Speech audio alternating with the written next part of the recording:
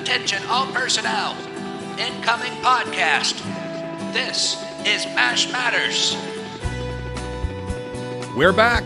Another episode of MASH Matters, the podcast celebrating the greatest television show of all time. I'm Ryan Patrick. And he is Jeff Maxwell. Hello, Jeff. Hello, Ryan Patrick. And they are all of our fans, every one of them. They're all out. Oh, thank you. All right. Sit down. Just sit down. Okay. A smattering of fans, yes. A clapping smattering. I had that once, but an ointment took care of it. Took it right away, yeah. How are you, sir? Hey, I'm okay. Hanging in there, by golly, in this wacky, crazy world. Yeah? Yeah, it's an interesting place to live now on Earth. I'm anxious to hear what they could do with Mars, just in case. I've heard good things about Uranus. Hello, wait a minute. Hold everything. Hey now. All right, hold that. All right. Golly, it's a great way to start episode 44. Thank you for listening. Thank you for listening, everybody. No, we have a lot of questions and voicemails. Yeah. We're going to get to a lot of them in this episode. But before we say that, I want to tell you at the end of this episode, we have another big announcement. Yes, sirree. It's going to be a great announcement and a great thing to announce. Huh? Hello? Is this thing on? Hello? Testing, 1, 2. So stick around for that. Yeah. So we're going to jump right in and start going through some of these questions. The first one coming from our friend Gabrielle Fortier. And she says, great episode as always, guys. Can't wait for the next one. Ryan, I respectfully disagree with you about Radar being too angry in Goodbye Radar. Oh. It was just really hard for him to leave everyone behind while the war was still going on. I think Gary Berghoff gave a powerful performance in the episode. The scene at the end where Hawkeye finds Radar's teddy bear on his bed is a favorite of mine as well. My. Gabrielle, you have been one of our longest, most loyal listeners. Yeah. You've been one of our favorite listeners until now. Yeah.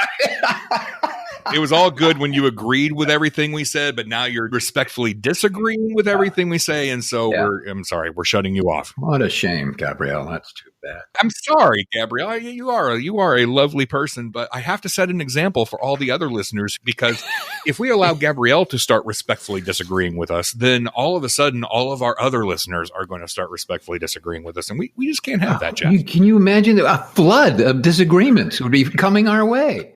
What could we do? We wouldn't survive. I mean, we'd have to wear 3 or 4 masks for that. Just a little joke about masks. And just a little joke about Gabrielle, too. So what do you think about that? I mean, she really believes in what he did, and that choice of being angry about that. I am kind of in agreement with you, Ryan. I thought it was a little over the top, a little too much anger. I get a little bit of some of the anger a little bit, but I thought it was just a little too much myself. And perhaps that is why Gary played it that way. I mean, Gabrielle might be dead on with her assumption of why he did it. My opinion, though, is if that was the case, shouldn't he have played that up to that episode also? It seems like that episode, all of a sudden, it was a completely different Radar. Yeah, I agree. But if that anger had been a slow burn leading up to that episode, I don't know that it would have been as jarring. Yeah. And I think we had a tweet, and I'm sorry, I can't remember the person who tweeted us saying, hey, I agree with you, but you should have asked Gary when he was on your show. And my reply to that was, if we had asked Gary everything we wanted to ask him, we would still be talking to Gary Berghoff right now. Yeah. Well, it's not out of the realm of possibility that we might be able to get a hold of him and ask him that question, because it's certainly a viable question, and people seem to be have very strong opinions about it. Well, at least one person has it. Yeah, right. Gabrielle, the one who we used to allow to listen to the podcast. Exactly. Thank you for your note, Gabrielle, and thank you for listening to us. And from Tommy Travis. Tommy says, greetings, Jeff and Ryan. I would just like to tell you that I think your podcast is outstanding. Yes. Thank you, Tommy. I myself am probably a bit younger than your usual crowd, as I am only 32. But some of my first memories are watching MASH in my grandparents' living room. Did they know you were in there? You just sneak in. I had sort of a falling out with the show when I joined the Army, but that was more of working a ton and deploying. A couple of years after I was medically discharged, I rediscovered the show. Since then, I have seen every episode a dozen times over. All right, enough about myself. This is about your show. Thank you for just having this podcast so that we fans can feel even closer to the characters with getting all the behind-the-scenes scoop from Jeff. Not to mention, Ryan's knowledge of the show is unprecedented. I had a quick question, though. Why did Radar leave the show? What is this Radar thing? For gosh sakes. We're just going to change the show to Radar Matters at this point. Yeah. Gary, get over here. Come on, leave the cat alone and come on over here. Why did Radar leave the show? Was it Gary Berghoff's choice? Okay, I'm going to reveal this once and for all. I asked him to leave. He was really cute through the whole thing, and he kept saying, oh, choppers, choppers. I said, Gary, can you just do something other than choppers? Choppers is getting a little old. No, I like choppers. Finally, I just said, look, Gary, get out of here. That's it. You're gone. Maybe that's why he was so angry in that last episode. Oh, that might have been it. There you go. You heard it here first. Tommy goes on to say also, we hope we answered that successfully for you, Tommy. But actually, Gary Berghoff, he did tell us why he left. Yeah, Tommy, go back and listen to our interview with Gary Berghoff, and you will hear from him why he left MASH. Also, on the latest podcast, you guys read old emails and whatnot. One of them being about the perspective the show had on Koreans. Well, I'd just like to say that I am Korean. My grandmother met my grandfather while he was fighting in the war. He was a pilot. I watched the show with them and never heard them complain about anything. So I just wanted you to know, Jeff, that they appreciated the laughs you and the rest of the cast gave them. Well, so long for now. Keep up the good work, gentlemen. Tommy. Thank you, Tommy. That's a lot of cool information there. Interesting. That is. Yeah. That is. Listen, I spent a number of months in Korea, and I fell in love with the country. I love the people and the food and the culture and everything. So it was a very fortunate experience I had, and I can't wait to go back. The only thing is kimchi. All right, kimchi is a very delicious fermented cabbage dish, and it's very spicy because they throw a lot of stuff in there and a lot of peppers and stuff and let the stuff ferment, and a lot of garlic. And it is delicious. However, no one in the home or room will be able to tolerate the way you smell. That's the only issue. The amount of garlic that goes into the kimchi thing is so powerful. It's an amazing event. When I first got to Korea and I went, what is that? What is that? And he said, well, that's kimchi. I said, where's it coming from? He said, well, that guy over there. What do you mean? Is he kimchi? No, he just ate kimchi. But I loved it and I ate it. And then all my friends left me. But if you're around other people who are eating it and you eat it, you don't notice it. Well, MASH fans recognize kimchi from the episode of Moose and Men when Frank thinks that he sees some Koreans burying a bomb when actually they're burying a pot of kimchi. And Hawkeye has the famous line, don't you understand, man? You've struck coleslaw. All right, let's go to the phone lines. Here is a voicemail from Ward. Well, hello, this is Ward, all the way down in Pompano Beach, Florida, which is on the southeast coast, just above Fort Lauderdale. And I'm really enjoying your podcast, Ryan and Jeff. It's just so much fun. You asked, what are we doing when we listen to your podcast? Simple answer for me is I'm usually driving. I'm kind of a private Uber for my wife, who has been considered essential through this whole pandemic situation. And I've been driving her back and forth in the morning, pick her up and take her back at lunchtime, and then in the late afternoon. So I get at least, an hour and a half a day, probably, of good listening time. And I'm spending it listening to your wonderful program. So thanks for doing it, Jeff and Ryan. Great idea. And we'll hear another one soon. Thanks. Bye-bye. Well, Private Uber. That's nice to hear from you. Private Uber, meet Private Igor. Hey, nice meeting you.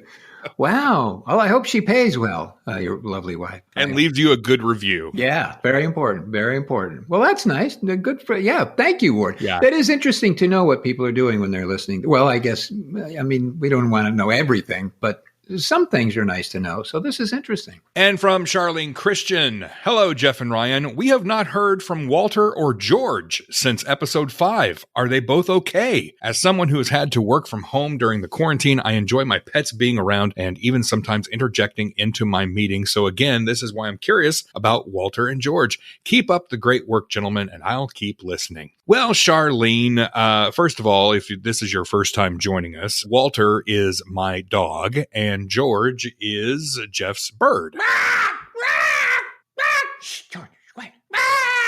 George sounds really good. Oh, she's great. She's got a voice box on her. Boy, I'm telling you. Walter is fine. He spends most of his day laying around doing absolutely nothing, which is kind of what my daughter does too. But every now and then he will sense that, a leaf is blowing across the front yard and he will bark incessantly at it until that leaf is out of his eyesight. So, Jeff, how's George doing? George is just fine. George is a approximately 32 to 35-year-old double yellowhead parrot I've had for all that time. I bought her as a little baby. She was in a little box and she had little funny gray feathers, and I had to teach her how to eat by taking sunflower seeds from my own beak or mouth and showing them to her, and she kind of got the idea. So I would eat one, and she'd go, "Aw," and she would eat one. And now she is 34-something years old, and she's a wonderful creature. I love her dearly, and she bites the heck out of me sometimes, and I return the favor every once in a while, and we know each other pretty well. Luckily, when my wife and I got together, I'd already had her for a number of years, and I was concerned that George might not like her because sometimes they bond with one particular sex or the other, or some other creature that it considers its mate. And I was its mate. And so luckily, she loved Sherry, and that was great. Good. It was a big, whew, that's a good thing. It would have been a fight.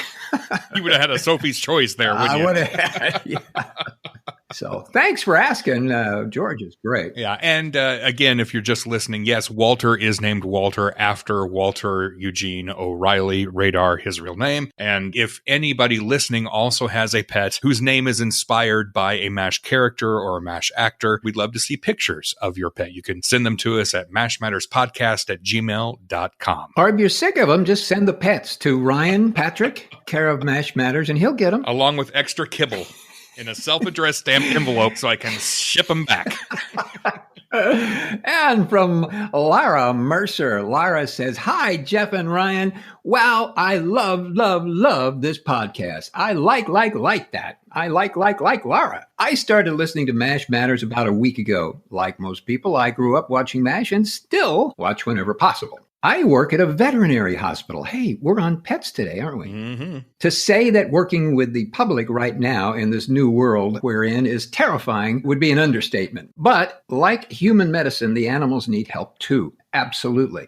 We don't stop from the moment we open until the minute we close. Well, that's a really good point. Poor little animals who cannot take care of themselves, they need some help too. So good work, Laura. Yeah. The stress and anxiety have been insane. I was looking for something new to listen to on my commute to and from work when I came across MASH Matters. I leave work exhausted some days and crying on others. Oh, gee whiz. I can't begin to tell you what a breath of fresh air you guys have been for me. It makes me forget the day. It prepares me for the day ahead, and it makes me laugh. And I need that right now. Hearing how you are all animal lovers is awesome. I, too, named my dog after MASH. He's named after the episode Mr. and Mrs. Who. His name is Chuck Emerson Winchester. That's great. He even wears a MASH dog collar proudly. I know you must get a lot of letters, and I truly appreciate the time you're taking reading mine. I just wanted to thank you both so very much for the laughter, the smiles, and the fond memories you bring to me and many others with each and every podcast. I hope you plan on doing many, many more. Stay well and stay safe. Ah, that's very nice, Laura. Thank you very much. And take good care of those animals. They need it. And take care of yourself, too. Yeah. Dean on Twitter says, "I'm wondering if Jeff is willing to talk about residuals. I have always wondered if actors get rich when shows keep running for years, or is the slice of the syndicated pie so small that it doesn't amount to much? How are residuals different for actors, supporting actors with lines versus no lines, the director, etc.? Thanks, friends." He says, "You both seem like my friends that I listen to regularly." Well, thank you, Dean. We appreciate that. Hey, Dean! Okay, never mind. I had to say that. Not too many people will know what that means, but I get it. Okay, thank you. So, Dean, residuals. Yeah, baby. Well, residuals are a very wonderful thing. They are paid in accordance with various deals that actors make when they sign on to do a series. Some deals are better than others, but the Screen Actors Guild has certain rules and regulations that everybody has to follow when agreeing on residual payments. So there are certain fee structures when an actor gets hired, and that fee structure determines the payment of the residual. If I remember this correctly, and I may not, but when the show was actually run, or any television show is run as a repeat or a rerun, we used to call it, you were paid the same amount of money. I think you were either paid the same amount of money you got for that show or double that amount of money. And I can't remember when, but either one was pretty good. Yeah. So it's like you're getting another job, but you didn't have to do anything for it. It just came in the mail, which is great. It's a great job. Then when shows do a second rerun or they go into syndication, television stations buy packages of shows. So they may buy the right to show 26 episodes of MASH. And in that situation, the actors are then paid as per the syndicated agreement with Screen Actors Guild. So a certain percentage of the original amount paid to the actor is then paid on a package basis rather than an individual show basis. So all the actors are paid for this 26 episodes that they're in, but they're not paid the original salary that they got the first time. It drops down. And the more times that package or that show shows over and over and over, the less the residual is. I'm exhausted from that. Oh, God. Did that make any sense? Yeah. So the residuals, obviously, they're going to be different for, say, a member of the main cast versus a guest star. Or do extras get residuals? Extras don't get residuals, right? They get a day rate, don't they? They get a day rate, and they're beaten at the end of the day. Yeah. Just to make sure that they're going to behave themselves. They're folded and packed away so they can be brought out and used again, right? Yes. They're only paid for one fold, too. You don't get another. No, extras, you get a day rate and you're paid that amount. You don't get residuals. Yeah. It's only when you click into the Screen Actors Guild ruling and you're hired as an actor, which is under the Screen Actors Guild, and then you're paid whatever rate, you agree on for that particular show or episode. Gotcha. And they do, they're a wonderful thing. I mean, it certainly is a great addition to my income, although they have greatly diminished. And I've gotten a check for like 18 cents. Have you really? Yeah. My Starsky and Hutch that I was in, it's down to 18 cents now. So if you are one of the main cast of a moderately successful show that does have reruns playing in syndication right now, what might a check like that look like? Nauseatingly good. Oh, really? Well, yeah. I mean, let's say if you're in a show and you're not necessarily a star, but you're getting a pretty good salary. And let's just, for the heck of it, say, well, your salary is $100,000 per episode. You then can, when you make the deal, you do have the ability to make a deal with the production company for residuals that are on a little bit different basis than the normal Screen Actors Guild payment. It would still work out to be the same, but you can tweak it a little bit so that you're getting paid in a kind of a different way. Or if you're getting $100,000 per episode and going back to what I said originally about it's either the same or double, I do know that it's probably now the same. So you shoot one and you get $100,000 for shooting that episode. Later on, when the residual check shows up, you get $100,000. Really? Yeah. Holy cow. Yeah. Yeah. And that's why people go into show business or become thieves or whatever they do. That's the deal. Yeah. Yeah. I mean, there are variations of it. Sure. But that would be a kind of a pretty good rule of thumb to expect. It's a good deal. When it works, boy, it's a good deal. So by this logic, that means that you were originally paid 18 cents to be on Starsky and Hutch. Yes. No, it's diminished. I got 36 cents for the original. It's now down to 18 cents. Gotcha. Okay, gotcha. Okay, from Marty Walker. Marty says, I had a dream last night where I was Hawkeye and we were all in the mess tent ready to play bingo. Right before the game began, Frank yelled bingo as a joke and did that funny little laugh that only Larry Linville could do. The nurse sitting next to me leaned over and said, he yelled bingo without any balls. To which I responded, I see those anatomy classes I've been giving you are paying off. All right. Marty, we'll do the jokes here, okay? No, that was funny. I like that. That was funny. Marty, I just have to wonder what you ate before you went to bed that night. Yeah. I figure, we need to open up a segment of MASH Dreams since, there is the infamous Dreams episode. Yeah. If you have MASH Dreams, you can always send those to us as well at mashmatterspodcast@gmail.com. And we will try to interpret those dreams for you for a fee. For a large residual.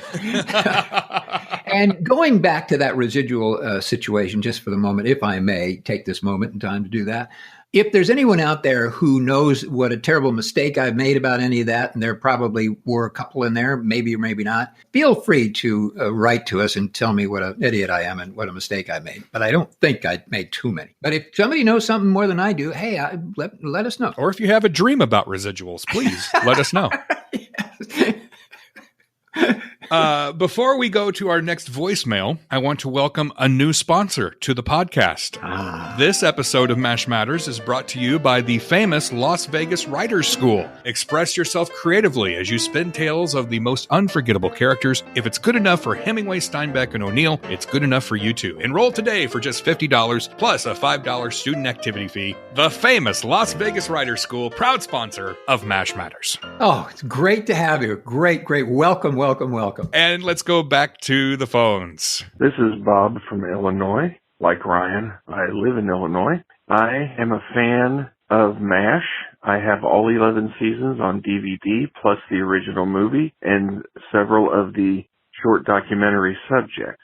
I'm not prepared to name a favorite episode, but I will say that I am happy to have discovered the MASH Matters podcast. I have just recently finished listening to a podcast called The West Wing Weekly, which is another one of my favorite shows, and I really enjoyed the discussion there, and I'm enjoying your discussions on the podcast. And Jeff, if I may say so, I liked your portrayal of Igor, but I have to tell you that in listening so far to the podcast, and I'm beginning from episode 1, the voice quality that you have now as you're speaking in your normal voice, it reminds me of Fred Allen, the old radio comedian, because I am also a fan of old-time radio. And it's just interesting to hear the tone. Plus, I've enjoyed your stories so far during the podcast, and I am looking forward to continuing on for as long as you're going to do it. Thank you both so much. Well, Bob, I appreciate you saying that. I really do. Yeah. Well, hey, I was a fan of Fred Allen. Mm-hmm. Not a lot of folks are going to know Fred Allen, but Ryan and I do. Yeah. And I certainly was. I'm sure he was. He was a very funny guy. And hey, if I sound like Fred Allen, great. Thank you very much. I'll take it. Yeah, Fred Allen. A lot of people who are listening right now, especially younger listeners, are not going to know who Fred Allen is. And I want to play just a segment from Fred Allen's radio show so you can hear what Fred Allen sounds like. Say, it's getting late, Portland. I think I'd better start for Allen's Alley. What is your question tonight? Well, this is our last program. I'm just going down to the alley and say goodbye to our friends and to ask them where they plan to spend their vacations this summer. Shall we go? As the chorus girl said when the bee lit on her shin, I think I'll shake a leg.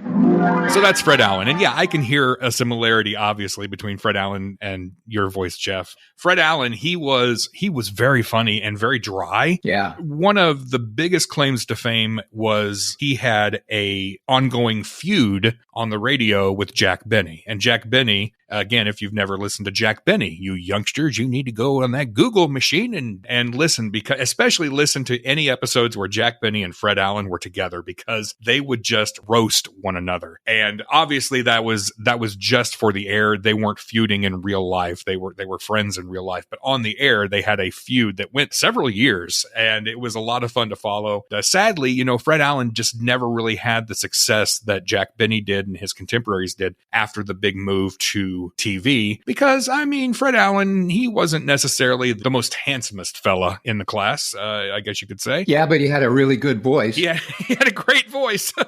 Yeah.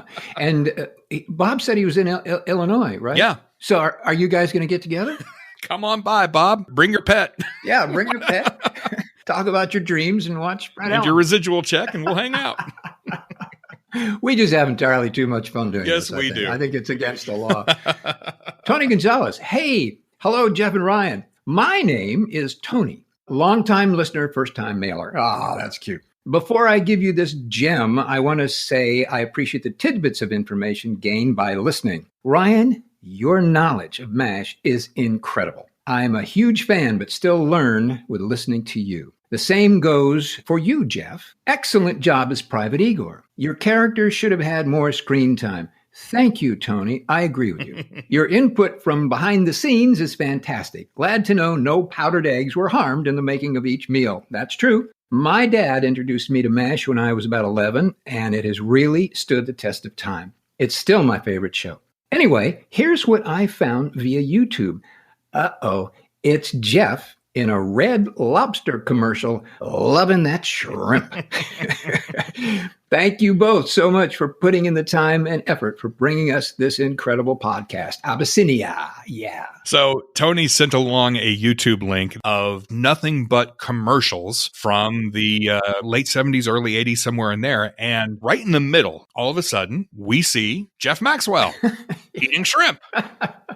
And I love it because that means that Tony just sat down to watch all of these commercials and then made it to about the 35-minute mark. And then boom, there you were, and then sent us the link. And we really do appreciate that, Tony, because I don't know that I would have sat through the first 35 minutes of commercials before we got to Jeff. So thank you for finding that for us. But Jeff, yeah, you are in a Red Lobster commercial. Do you have any memories of that commercial? Do I have memories of that commercial? Yes, I do. I remember eating a lot of shrimp, and I remember that the Red Lobster representative, great big weird looking red guy with a shell on him, and he was very friendly. He was really a nice person. Sometimes you do a commercial and the people who are, the sponsor, of course, not ours. Our sponsor is wonderful and we certainly like them and appreciate them. Yes. But sometimes those commercial folks can get really snooty and kind of irritated with everybody, and they don't like actors and they're kind of irritated that they have to be there. And So this guy was really fun and had a great sense of humor. So we had a good time doing it. Now, speaking of residuals, when somebody does a commercial, back in those days, it has changed, but back in those days, you did real well if it was a network commercial. If it was on, one of the networks, boy, were you happy, because they had to guarantee you a certain number of runs of that commercial. So you do the show or you do the commercial and you did it for 30 seconds and you ate 100,000 shrimp. But over 26 weeks, you'd make a lot of money for then doing nothing but going to the mailbox. So that's one of the reasons why people loved doing commercials back then, because it was really, really lucrative and people did really, really well for a long time. Some of the commercials are local commercials and not necessarily network spots, so they don't pay as well, but they're still pretty good. But yeah, that was a fun commercial to do. I had a good time. The shrimps, the first 100 of them were good, and then I got a little tired of them. Now, aside from the Red Lobster commercial, did you do other commercial shoots during that time? I did. I have done other commercial shoots. Most of them I don't remember, but I did do a whole bunch of them for a while. Yeah, I was real hot and heavy into the commercial world for quite some time. We will put a link to the commercial in our show notes at mashmatterspodcast.com. All right, moving on. Michael D. Brown wants to know, Jeff, are there any posted videos of your work as Garrett and Maxwell? That's a great question. I highly doubt it. We did that before there was actually movie cameras or anything like that. So I don't think so. So you just did vaudeville is all you did? Just the vaudeville. So getting the videos of vaudeville is tough. No, unfortunately, a lot of that work, and that was good work for a long time. We had a great time and we did very well. And we traveled around and performed in a lot of nightclubs and did 2 USO tours, which we were very happy to do. And it was a wonderful experience, both of them were. And it's odd to say, but I became very impressed with the military. I didn't particularly want to go there, but I really enjoyed working with them and had gained a great deal of respect for everything that they did. It's an amazing group of people.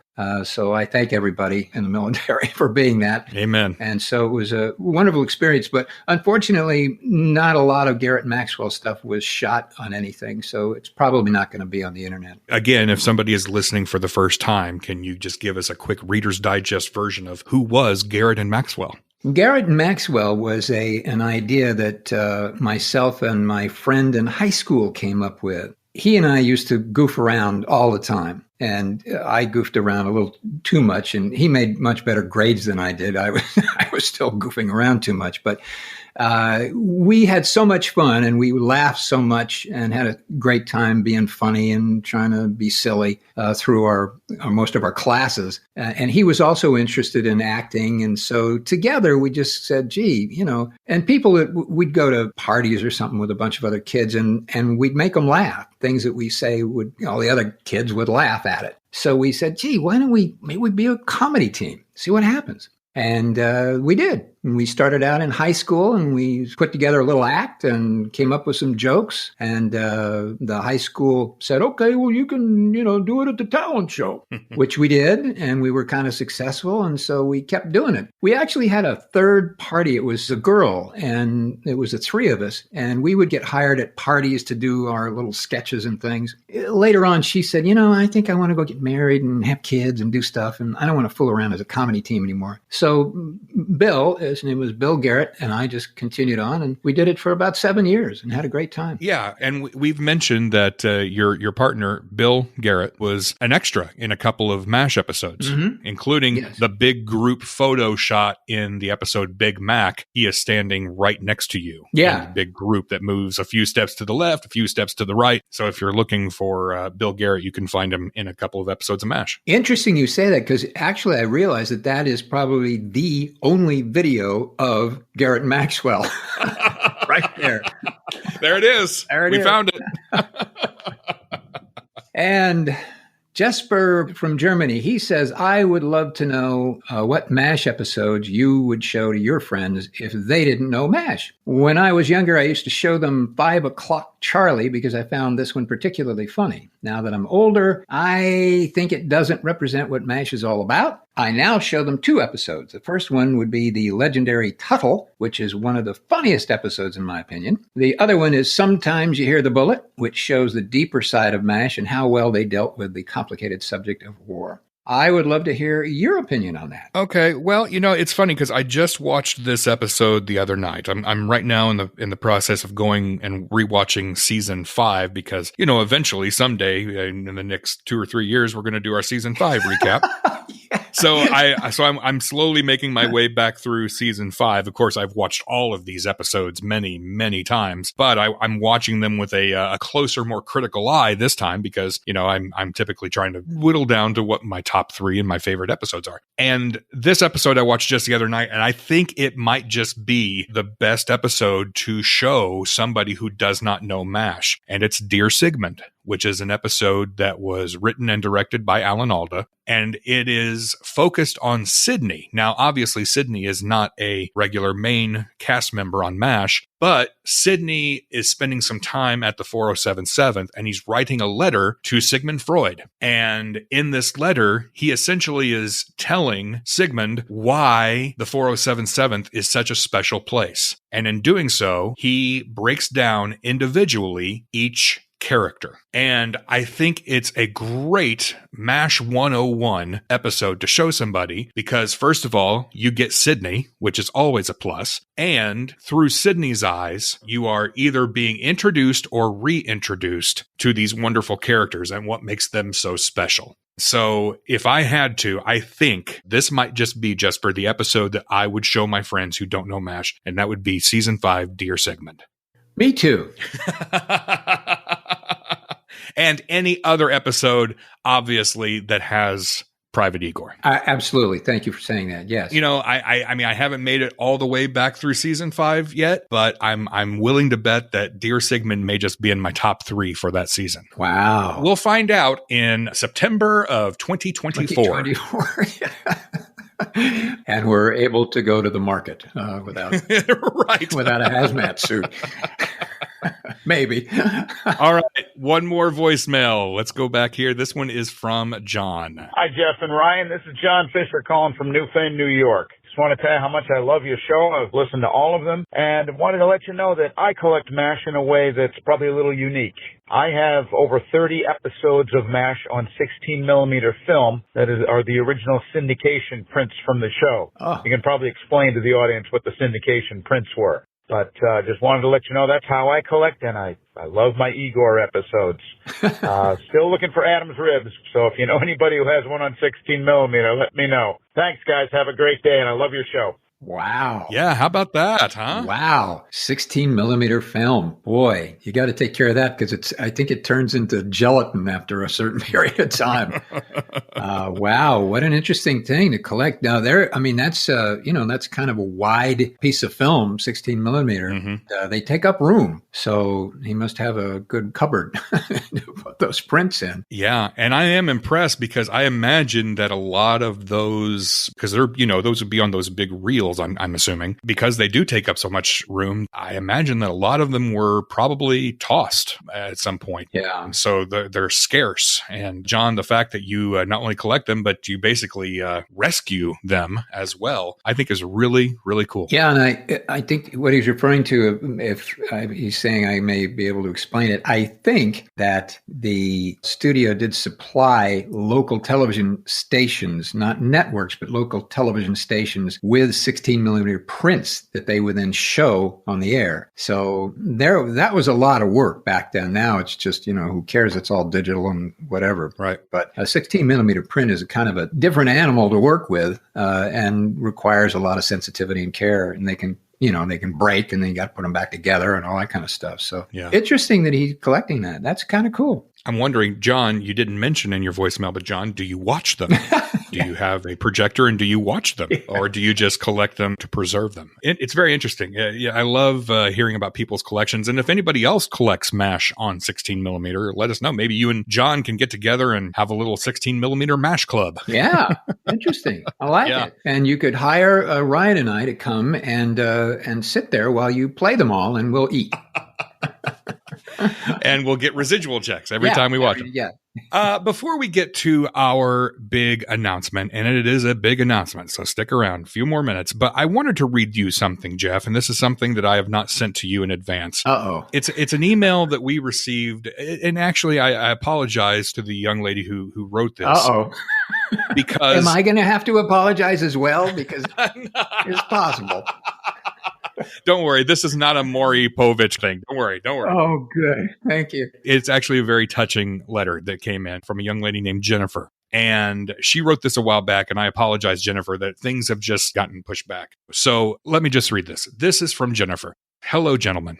I just want to say thank you. Thank you so much. I want Jeff to know I am forever grateful that he was a ninny and creamed Father Mulcahy's corn. I will explain why in a moment. I am a 30-year-old woman living in a small town in Illinois, about 3 hours away from Ottumwa, Iowa. I always turned to MASH during dark times in my life. My parents were alcoholics, and when I was alone and 12 years old, raising my 2 younger sisters, MASH was there. MASH was always there. When I was going through dark times in my life and nowhere to go, I knew I could go to the 407 7th and visit Hawkeye, Margaret, BJ, the dad I wish I had, Colonel Potter, and the rest. When I was pregnant with my daughter, who is now 9, and I had to be in the hospital due to severe complications, I would always find MASH, and it was always a war for all seasons. And the creamed corn gave me a great laugh. I even gave birth as that episode was playing. It must have been a sign of some kind. I don't know what. About a year ago, I lost my job I loved, and I found myself in a deep depression and couldn't get out of bed for days and days. I stopped eating and just didn't care. My husband turned on my DVDs of MASH for me and sat with me for days on end and watched it, and finally I got out of bed because of MASH. I cannot begin to thank Jeff and the people involved in MASH enough. I know I'm a young person watching the series, but every night I still pop in a DVD and watch it till I sleep. It's getting to the point my box set isn't playing all that well because I watch it so much, but it's worth it. Thanks again. I appreciate all of you putting together this podcast. See you around. Jennifer. Wow. My goodness. Oh, my goodness. Would you read that again? I don't know that I can. Yeah, no, that brought tears to my eyes. Wow. Yeah, when she sent that in, the heading for the email was MASH saved my life. Oh, my goodness. Jennifer, thank you so much for saying that and saying those wonderful, nice things. And I hope all is well in your life. My goodness, people go through so many different trials and tribulations. We all do. And I hope yours has evened out and you're having a wonderful life with your family and your child. And I hope so. My heart goes out and all my best wishes. But thank you so much for saying something like that. You know, when we did that show, obviously, and I've said this, I'm the half that show was a job too. And I would go there and they'd pay me to do it. There are people who say, hey, I would have done it anyway, even if they hadn't paid me. And I'd have thought about it. But it was a job. And when we were doing it, nobody really knew the impact that this kind of show would have. We began to get inklings of it, but hearing your wonderful letter about your issues and trials and tribulations really brings it home. And so it's an emotional thing for me to hear that. And I hope to share it with the entire cast because what you said was just really remarkable. So thank you for sending that in. Sorry I sprung that on you. No. I that's why we're doing this, MASH Matters, and you were getting the wonderful experience of hearing why it does.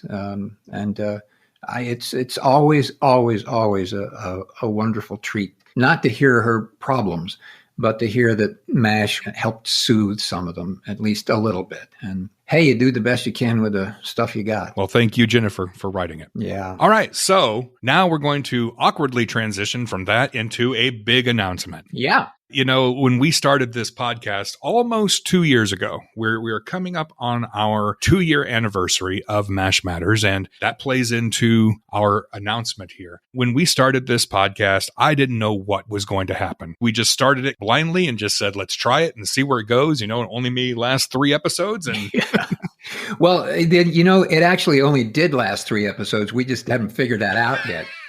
We're still doing it. We didn't know. We pretty much did plateau at episode 3, I think. Yeah. Yeah. So I just didn't know what to expect from this. And what a roller coaster ride this has been. I mean, it has been so awesome to not only hear from so many MASH fans and hear about how the series has impacted you, and the questions that you ask are just amazing. And thank you. We do this for you. The other awesome thing about this podcast, and this is me personally, I get a chance to talk to people that I never thought in a million years that I would talk to. And that ranges from writers like John Rappaport and Dan Wilcox and the lovely Kelly Nakahara, all the way up to Mike Farrell and Loretta Swit and Gary Berghoff and Jamie Farr. I mean, it couldn't get any better than that, except it's about to. So this is episode 44. Episode 46 will be our 2-year anniversary. And we thought, what better way to celebrate than talking to the one, the only, Alan Alda. Ooh, you guys got Alan Alda on this show? Wow. Oh, I want to listen to that one. I do too, yeah, right? Oh, it's going to be good. Wow. I just got goosebumps saying that. I mean, I still can't believe that Alan Alda would be on our podcast. I mean, 2 years ago when we started this, I thought, hey, wouldn't it be great if, we could talk to the key grip from MASH? Maybe the caterer at some point. That would be fantastic. Never in a trillion years did I think that I would ever have the opportunity to talk with Hawkeye Pierce himself. Our representatives are tying him up right now and securing him to his desk. It's going to be good. It's going to be good. See? We told you it was a big announcement. Yeah. We told you. Yeah. So that's episode 46, right? Is that what you said? Episode 46. Going to be exciting. So we have that to look forward to. Now, the question is, where do we go from there? I mean, after Alan Alda, it's pretty much downhill all the way, right? Yeah, well, we'll go back to the key grip and the caterer. We'll just have to wrap it up and start a new podcast called After Mash Matters. Yeah, it's good for about 6 weeks. That's it. Oh, golly. Oh, so anyway, it's exciting. And thank you all for coming along on the ride with this. This is all because of you. You know, after Alan Alda, there is after Alan Alda. We do have some other surprises in the hopper as well. But hey, Alan Alda. Alan Alda. I can't wait. Love that guy. He's pretty cool. Tall. He's a tall guy. Very tall. If he fell down, he'd be out of town. All right. Until next time, here's looking up your old address.